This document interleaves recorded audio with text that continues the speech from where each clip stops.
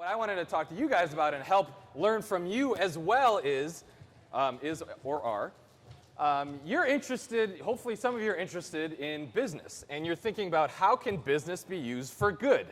So we're going to talk about that a little bit. I'm going to give you 3 frames to think about how business can be used for good. Some of you are already doing this work. Some of you are thinking about how you can start that path.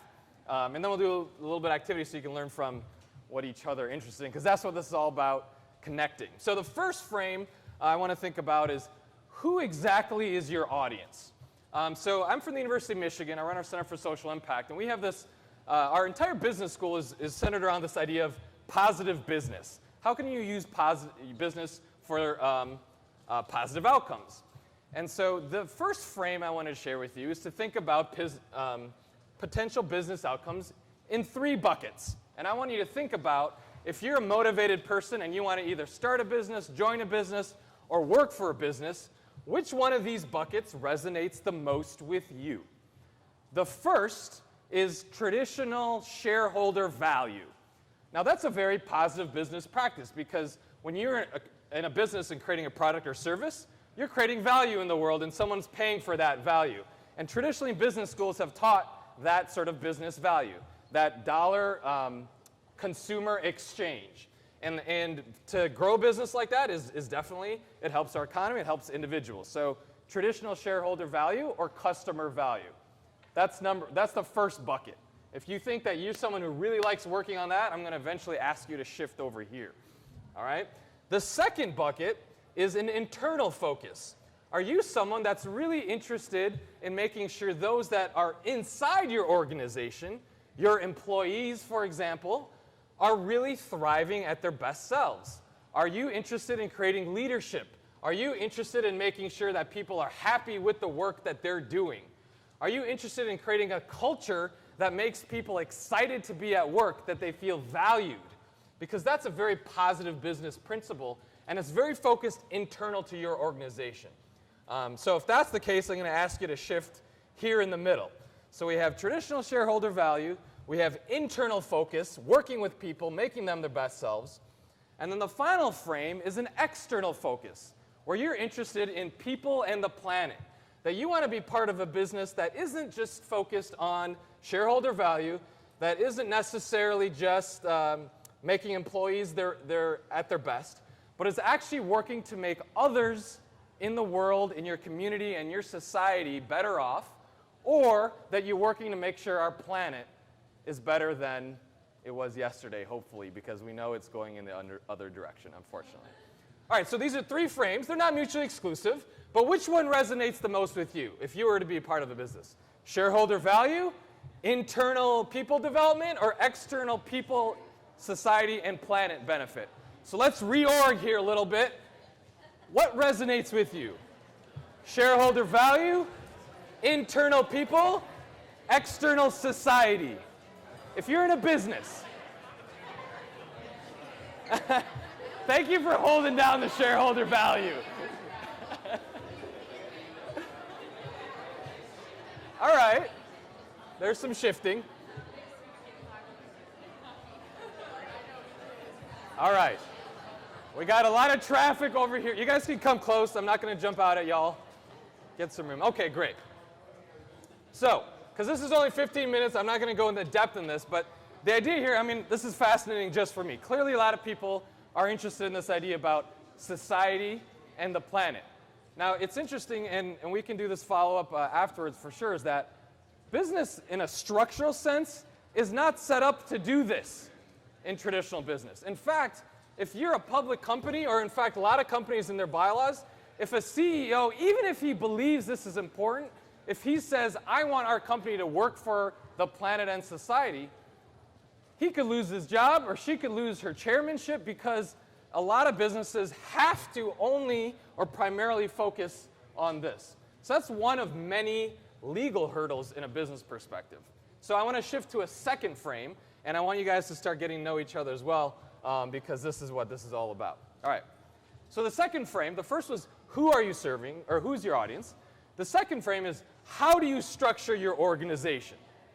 So how is the structure of your organization affect the way that you think about doing good. So I'm not going to have you guys shift this time, but I'm going to imagine that, I was going to say spectrum or a rainbow of businesses. Now, when I use the word business, now I'm going to mean all sort of organizational entities. How are they structured? On one end over here is the very traditional profit first. So the extreme over here is dollars, dollars, dollars, bottom line, dollars increase, right? The very extreme corporate model of that is the most and only important thing. The other side of the spectrum over here is pure philanthropy. We only live and operate when people give us gifts. That's it. We have sugar daddies, we have family, we have our friends. They empty their pockets, and that is how we exist. We don't want to worry about anything else. So this is the spectrum that we're working in. And the thing is, as business evolves and organizations evolve, is that everything in the middle is what I think is interesting. And there's a lot of subsegments and there's a lot of overlap. So let's move from here to here. So you have pure profit plays, but then you have some corporations that also believe in corporate social responsibility. So that's a step on the spectrum that says, you know what, we do care a little bit, or a lot, maybe they say one thing or the other, but we care about the planet, we care about people, we care about our supply chain, and they have some initiatives to demonstrate how as they're pursuing profits, they're also keeping an eye out for some of that other good stuff, right? It's not quite all the way here, but it's a step in the other direction, right? And then some companies, you can take it another step, really go into direct engagement. They might create a foundation, they might have arms of their business that are very directly engaging with society. So that's another example of a step of how a business can get even more engaged in the business for good. All right, let's go back to this end, and then we're going to meet in the middle because that's what's exciting. All right, now you're over here with the bleeding hearts. I only work off of dollars. I need my mom to give me 20 more bucks just so I can pay rent tomorrow. And that model is over here. And we have some that actually work with that really well. Some people get very large donors and can operate forever. But some nonprofits who use that philanthropy model have shifted and said, you know what, we're not only going to do pure play donors, but we're going to get more of a diverse, as you've heard, diverse revenue. We're going to get grants. We're going to get some revenue through our operations, right? So that's that step, just one step away from philanthropy. Take it even another step, and there's nonprofits that say, we want to create a for-profit subsidiary, or we want to create a definite revenue-generating arm of our nonprofit that may or may not be directly aligned with our mission. All right, so these are some of the nuances that you can think about. So they can create a consistent revenue stream and help fuel their mission portion of their work. So again, shifting along the spectrum. And then we meet here in the middle. And this is where actually a lot of folks, earlier today we had the B Corps folks. They're one of many examples of hybrid organizations, social enterprises, those that have taken the best, or maybe the worst sometimes, depending on who you talk to, of both sides of the spectrum, and they've said, let's create an entity here in the middle.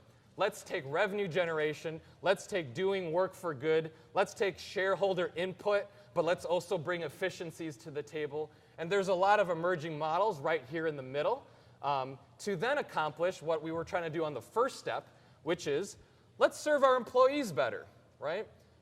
Let's serve the planet better.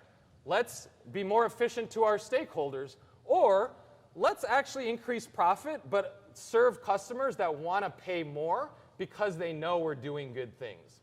So again, a lot of different frames. So quick recap, and then we'll go to the third frame. So that first was, who are your audiences? Is it your shareholders and your customers? Or what motivates you the most? Is it those folks? Is it your internal employees? I want to create a great workforce where people are at their best self. Or is it the people on the planet? And then we talked about, what is the frame? How are you going to structure your organization? Where on the spectrum do you lie? Are you going to create an organization or join one that is a completely profit play? Are you going to join or create an organization that's completely a philanthropy play? Or are you going to figure out somewhere on the spectrum where you can balance things? And it's exciting because it's the millennial generation that's going to define this space. Because the business and the legal and the government, everyone's fighting about what these things mean. And it's a lot of the entrepreneurs and some of the innovators that are pushing these ideas and creating change here in the middle. So the final piece then is also, well, how do I then attract money into what I'm doing? And that sort of ties to this bigger picture, because a lot of people start with the money question, right? They come to me like, oh, I have this great idea. I want to do X. I got to find some money, right? And we all need money to operate in the way we do. And there's a lot of ways to get revenue into your operation. But think about those first two frames for your current organization or the one you want to start, and then think about how and what types of money can I get? Because on the revenue spectrum, that's another spectrum. There's a lot of ways you can get dollars into your organization. You can ask for gifts.